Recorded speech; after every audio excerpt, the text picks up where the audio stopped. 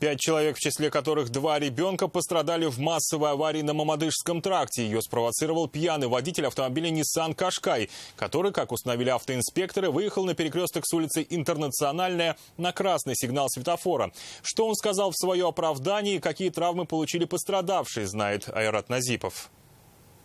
Девочки где-то 2, мальчику 4.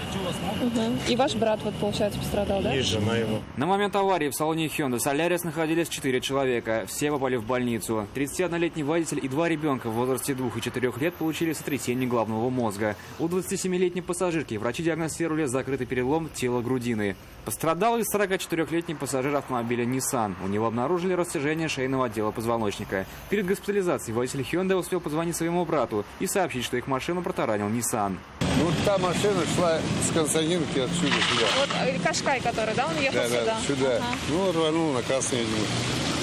А эти машины откуда? А эти шли с Казани сюда.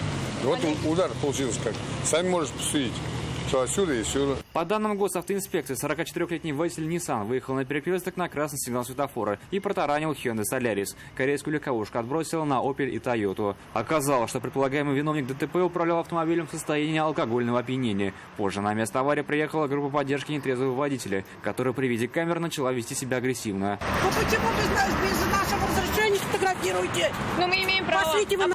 Водитель Nissan в своих ответах был предельно лаконичен. Девушка, мне стыдно, я жалею об этом. Объяснять, почему сел пьяным за руль и куда так спешил, мужчина не стал. Степень его вины определится после того, как всем пострадавшим врачи поставят точный диагноз. Как минимум ему грозит крупный денежный штраф и лишение водительских прав на ближайшие годы.